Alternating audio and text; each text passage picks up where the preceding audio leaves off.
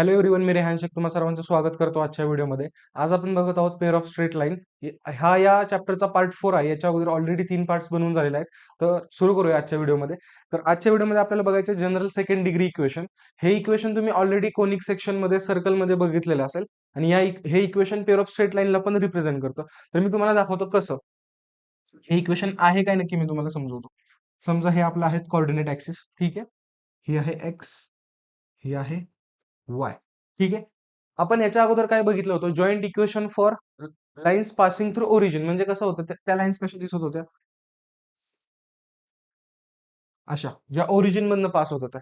ह्यांचं joint equation काय होतं आपण बघितलं होतं, a x square plus 2hxy plus by square equals to 0. ह्याच्यामध्ये कोणतीही कॉन्स्टंटची टर्म नाहीये आणि एक्स वायच्या टर्म सुद्धा नाहीये. पण हे जे इक्वेशन आहे जे आता आपण बघणार आहोत, त्याच्यामध्ये कॉन्स्टंट आणि एक्स वाय ह्या दोन्ही टर्म्स आहेत. याचाच अर्थ काय, की ह्या लाईन्स कशा असणार आहेत, lines which are not passing through origin. म्हणजे समजा ह्या त्या दोन अशा रॅन्डम लाईन्स असतील, ठीक आहे. आणि ह्या ह्या ह्या लाईनचं इक्वेशन एक सेपरेट असेल, ह्या लाईनचं सुद्धा एक इक्वेशन सेपरेट असू शकतं. म्हणजे काय, ह्याला जर मी L1 म्हटलं, ह्याला L2 म्हटलं, तर ह्या लाईनला म्हणतो A1x plus B1y plus C1 equals to 0. ह्या लाईनचं इक्वेशन काय होणार, A2x plus B2y plus C2 equals to 0. ठीक आहे. आता हे जर तुम्ही बघितलं, हे काय U इक्वल्स टू 0 आणि V इक्वल्स टू 0. तर जॉईंट इक्वेशन काय असतं, U into V equals to 0. म्हणजेच काय, A1x plus B1y plus C1 into A2x plus B2y plus C2 equals to 0. जेव्हा मी ह्या दोघांचा प्रोडक्ट करणार आणि सगळ्या टर्म्स जेव्हा मी एक सोबत अरेंज करणार, म्हणजे एक्स स्क्वेअर वाली टर्म एका साईडला घेणार, एक्स वाली टर्म, कॉन्स्टंट आणि वाय ह्या सगळ्या टर्म जेव्हा मी एका साईडला घेऊन येणार, त्यावेळेस जे माझं इक्वेशन तयार होणार ते काहीतरी मला या फॉर्मॅटमध्ये दिसेल. ठीक आहे. आता हे पेअर ऑफ स्ट्रेट लाईनला रिप्रेझेंट करतं का नाही, हा आहे आपला या चॅप्टर मधला मोस्ट इम्पॉर्टंट क्वेश्चन आणि ह्या कन्सेप्टच्या रिलेटेड. तर ते तुम्हाला कसं ओळखणार, कसं कळणार, हे बघा. एक डिटर्मिनंट असेल, इथे समजवतो. हे दिलेलं इक्वेशन आहे, एक डिटर्मिनंट आहे, हा लक्षात ठेवा. हा तुम्ही याच्या अगोदर कोनिक्स मध्ये पण बघितलं असेल, सर्कल मध्ये पण बघितलेलं असेल. काय, ए,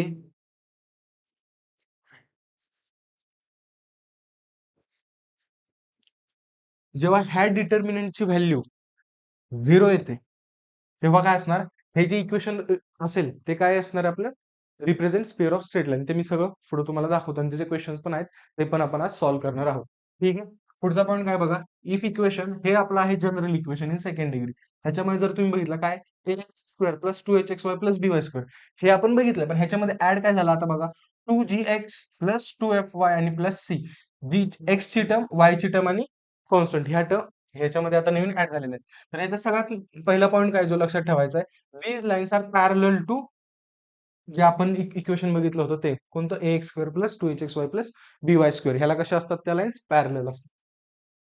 ठीक आहे. आता ह्याच्यानंतर आपण काय बघणार आहे, समजा ह्या दोन लाईन्स आहेत अशा, जेव्हा हे इक्वेशन आहे हे कशाचं आहे, लाईन्स पासिंग थ्रू ओरिजिन. म्हणजे ह्यांचा पॉईंट ऑफ इंटरसेक्शन काय असणार आहे, ओरिजिन. पण ह्या लाईनचा पॉईंट ऑफ इंटरसेक्शन आपल्याला माहिती आहे का, नाही. आणि ओरिजिन असणार आहे का, नाही.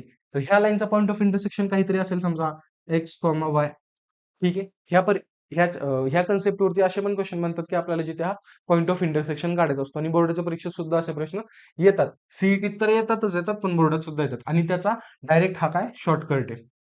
ठीक आहे. आणि हा बोर्ड आपल्या स्टेट बोर्डच्या पुस्तकामध्ये सुद्धा मेन्शन केलेला आहे फॉर्म्युला. ठीक आहे, कळालं तुम्हाला. आणि हा हा मी डिटर्मिनंट जो मागच्या पेजवरती लिहून दाखवला होता, तो काय होता, all happy girls having beautiful faces going for college. इथं एच येणार. आणि जर ह्या डिटर्मिनंटची व्हॅल्यू इक्वल्स टू 0 आली, तर हे काय असणार आहे, represent pair of straight line. आणि ह्याच डिटर्मिनंटला आपण या फॉर्मॅटमध्ये सुद्धा लिहू शकतो. ते कसं लिहिणार ते तुम्हाला समजवतो. ह्याच्यामध्ये आपल्या व्हॅल्यू कशा कशा आहेत, ए, 2HA, BA, GFC. तर काय करायचं, सरळ सरळ ए लिहायचा, बी, ABC लिहून घेतलं.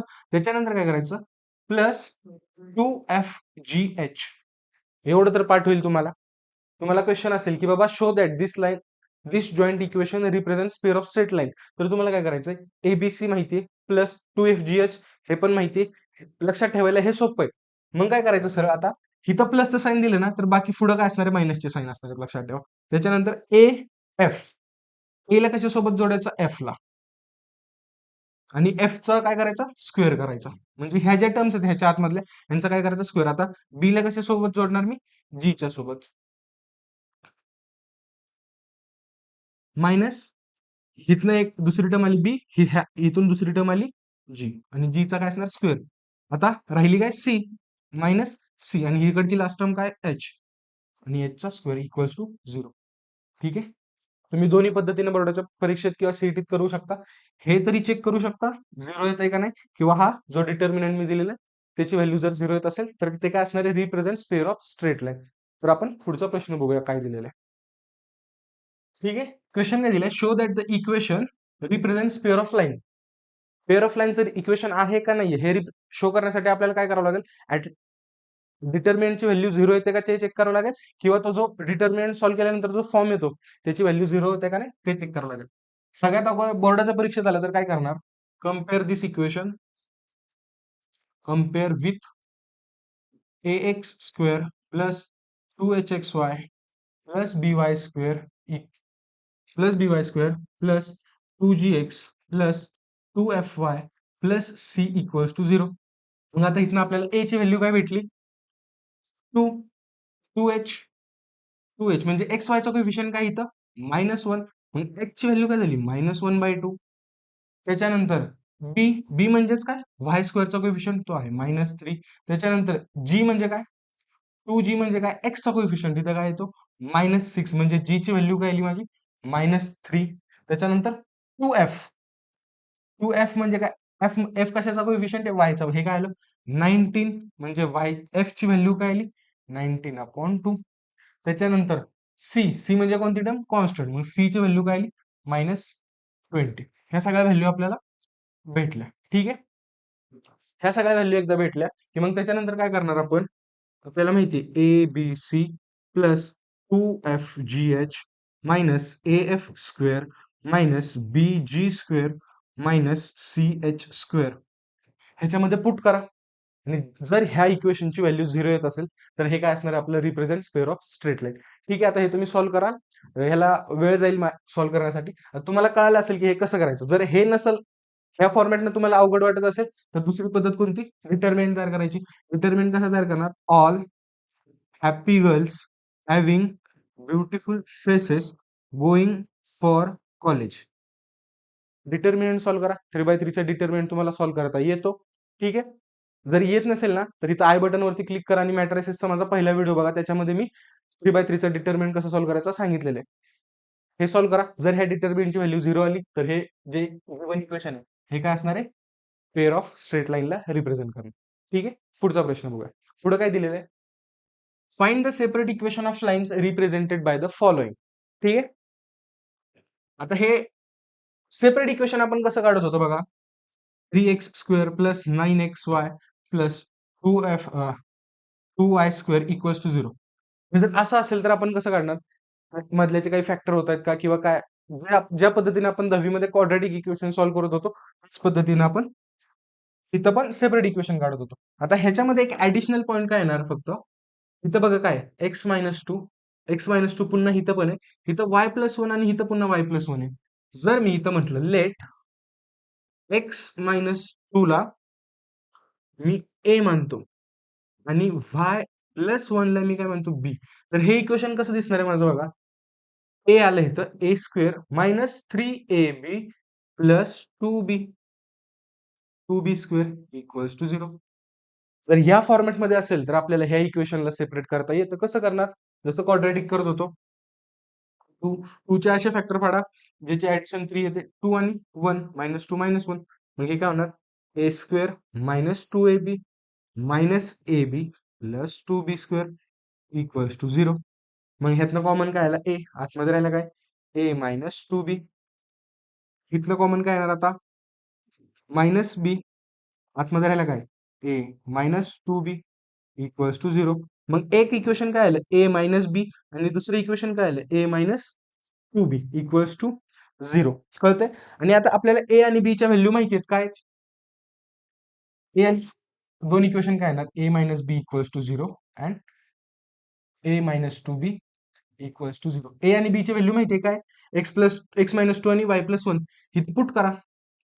X minus two minus Y minus one equals to 0. मग हे काय आलं equation?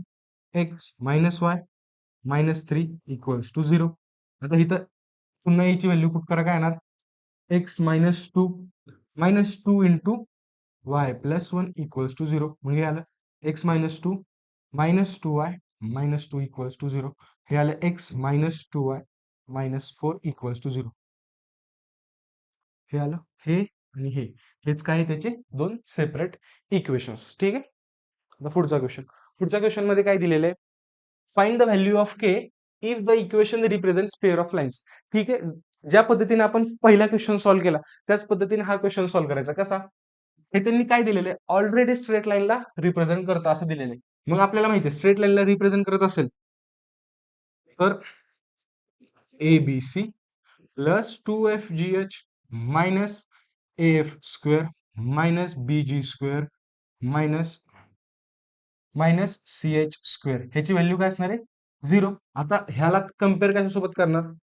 Compare with A x square plus two H X Y plus B Y square plus two G X plus two F Y plus C equals to 0. मग ए ची value मला काय भेटली इथनं?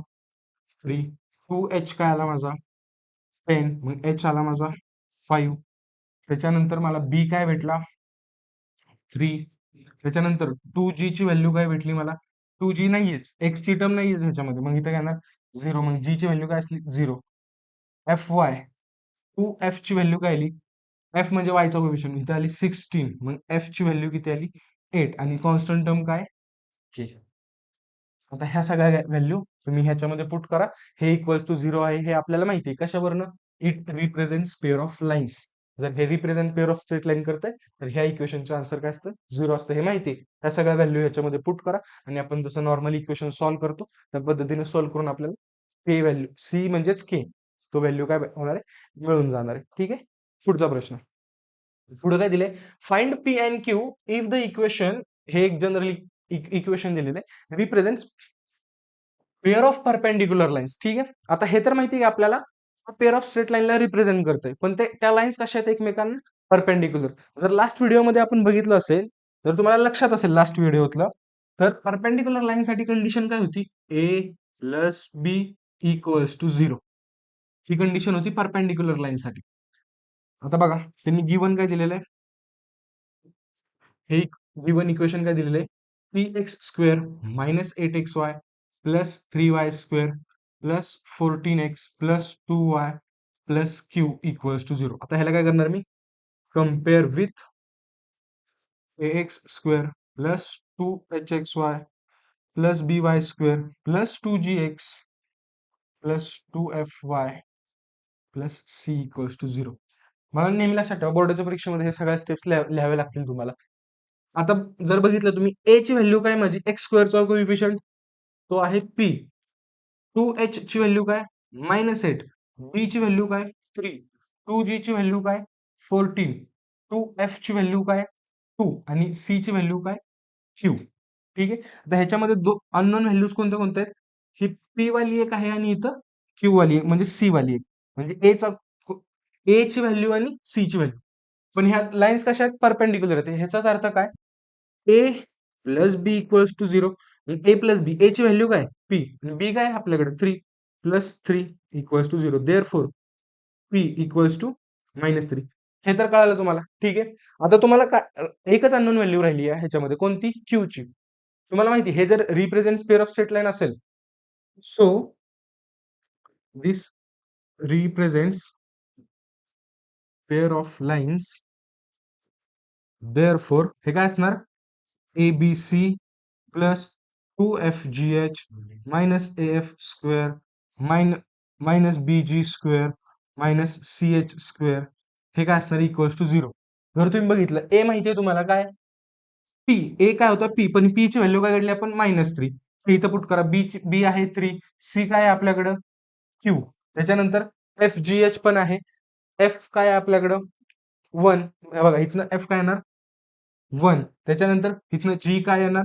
7, एच पण आहे आपल्याकडे. एच इथनं काय येणार -4. ह्या सगळ्या गोष्टी आहेत आपल्याकडे. ह्या ह्याच्यामध्ये पुट केल्या की त्याच्यानंतर तुम्हाला तुमचा आन्सर भेटून जाईल. ठीक आहे, कळालं? त्याच्यानंतर आता आपण बघूया पुढचा क्वेश्चन. ठीक आहे, फाइंड द बघा पुढचा क्वेश्चन काय, find the coordinates of point of intersection of the line represented by. ठीक आहे, हे बघा बाळांनो, हे काय दिलं त्यांनी, पॉइंट ऑफ इंटरसेक्शन दिला ह्याचा. विचारलंय त्यांनी, हे एक जॉईंट इक्वेशन दिलेलं आहे, ह्याचा पॉइंट ऑफ इंटरसेक्शन विचारला. बोर्डाच्या परीक्षेत आलं तुमच्याकडे हा फॉर्म्युला आहे, तुम्ही ह्याच्यानं करू शकता. किंवा तुमच्याकडे आणखीन एक मेथड असू शकते काय, की बाबा ह्यांचे सेपरेट इक्वेशन्स काढा.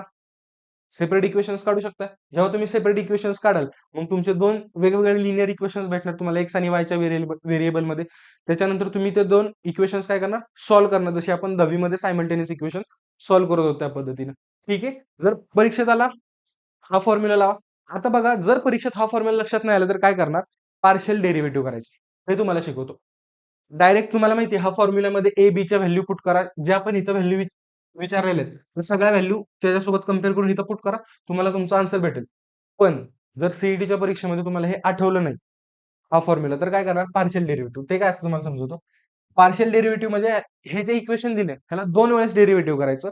एक एक्स ची term as a constant treat करायची आणि एकदा वाय ची term as a constant treat करायची. ठीक आहे, ते मी तुम्हाला दाखवतो कसं करायचं. एकदा आपण काय करू, एक्स ला कॉन्स्टंट करू, एक्स ला आपण कॉन्स्टंट ट्रीट करू.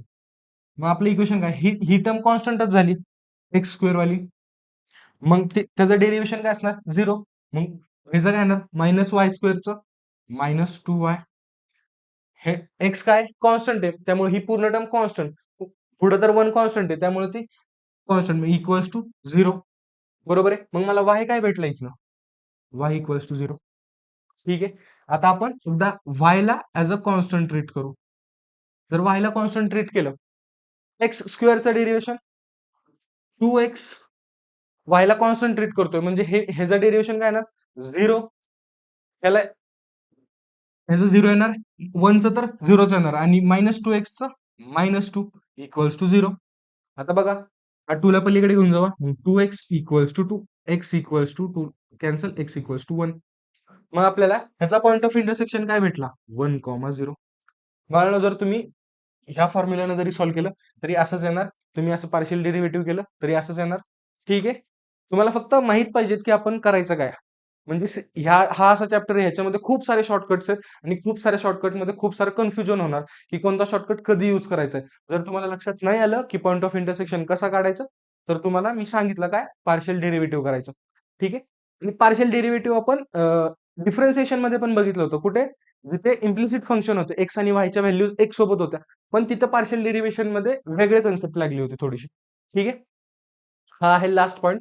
हा तुमच्या पुस्तकामध्ये मेन्शन नाहीये, पण सीईटी मध्ये ह्याचे खूप क्वेश्चन बनतात. ओरिजिन शिफ्ट म्हणजे काय, ते तुम्हाला अगोदर समजतो. लेटेस्ट सपोज एक इक्वेशन आहे, त्यांनी काहीतरी एक जॉईंट इक्वेशन दिलं आणि तुम्हाला विचारलं की बाबा ह्या लाईनचा जर ओरिजिन शिफ्ट केला तर तो कुठे शिफ्ट होईल. म्हणजेच काय, हे बघा, ह्या दोन लाईन्स आहेत. ठीक आहे, हे त्याचे कॉर्डिनेट ऍक्सिस, हा ओरिजिन आहे 0,0. ठीक आहे, आता आपल्याला ओरिजिन शिफ्ट करायचं आहे. म्हणजे काय करायचंय, की हा जो यांचा पॉइंट ऑफ इंटरसेक्शन आहे ना, ह्याला ओरिजिन बनवायचं. म्हणजे काय बनवायचं त्याला, 0,0. पण तो आता 0,0 आहे का, नाहीये. तो आता ह्याची काहीतरी व्हॅल्यू असेल x,y. ठीक आहे, आणि आपल्याला ह्या x,y ला काय करायचंय, 0,0 ने रिप्लेस, म्हणजे त्याला 0,0 बनवायचं. म्हणजेच हा जो पूर्ण कोऑर्डिनेट ऍक्सिस आहे त्याला उचलून आपल्याला इथे आणायचं असा. म्हणजे हे काय होणार, ऑटोमॅटिकली 0 होणार. हे बघा, कन्सेप्ट सीईटी मध्ये याचे क्वेश्चन आहेत ना, अवघड वाटतात आणि कळत नाही की हा क्वेश्चन जो आहे ओरिजिन शिफ्टचा तो कुठनं आलेला आहे, कोणत्या कोणत्या चॅप्टर मधून आलेला आहे. कारण की ही कन्सेप्ट 11वी मध्ये पण आहे आणि तुम्हाला कन्फ्युज होणार, कारण की 3D पण येणार, तुम्ही पुढे शिकणार लाईन अँड प्लेन, ह्या चॅप्टर मध्ये पण अशा काहीतरी क्वेश्चन्स असतील. ठीक आहे, तर ह्याच्यामध्ये काही नाही करायचं, जे आपण लास्ट केलं. ओरिजिन शिफ्ट करायचं म्हणजे काय, आता समजा हे बघा,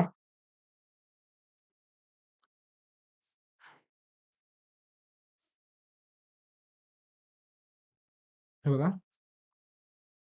हा कोऑर्डिनेट ऍक्सिस, हे कोऑर्डिनेट ऍक्सिस आहेत. आता ओरिजिन काय इथं 0,0, ह्या दोन लाईन्स आहेत आणि आपल्याला इथं ओरिजिन बनवायचं आहे. मग ह्याचा पॉइंट ऑफ इंटरसेक्शन माहित असेल समजा आपल्याला 2,3. म्हणजेच मला ह्या कोऑर्डिनेट ऍक्सिसला एक्स मध्ये कितीने मूव्ह करावं लागणार आहे, 2 न आणि y मध्ये कितीने मूव्ह करावं लागणार? 3 ने. जेव्हा मी ह्याला 2 न असं मूव्ह करेन आणि 3 न असं मूव्ह करेन, तेव्हा माझा कोऑर्डिनेट ॲक्सिस बरोबर कुठे येणार हा? इथे येणार. ह्याच्या पॉइंट ऑफ इंटरसेक्शनला. म्हणजेच जर कधी सीईटीचा असा प्रश्न बनला, की आपल्याला दिलेल्या लाईनचा ओरिजिन शिफ्ट करायचा आहे आणि तो कोणत्या कोऑर्डिनेट्स वरती करणार, तर आपल्याला काय काढायचं फक्त पॉइंट ऑफ इंटरसेक्शनच काढायचा आहे, जो की तुम्हाला मी आता ह्या स्लाइडमध्ये शिकवलं. ठीक आहे बाळांनो? आय होप तुम्हाला हा व्हिडिओ कळाला असेल. हा चॅप्टर कळाला असेल. आपण या चॅप्टरमध्ये खूप सारे क्वेश्चन्स घेतले. ह्याचे 4 पार्ट्स बनवले आणि ह्या चॅप्टरच्या जेवढ्या बेसिक कन्सेप्ट होत्या, ज्या ज्या तुम्हाला बोर्डसाठी लागतील आणि सीईटीसाठी सुद्धा महत्त्वाच्या आहेत, त्या सगळ्या संपवलेल्या आहेत. जर व्हिडिओ आवडला असेल तर लाईक करा. चॅनलवर नवीन असेल तर सबस्क्राईब करा. भेटतो मी तुम्हाला पुढच्या व्हिडिओमध्ये. All the best.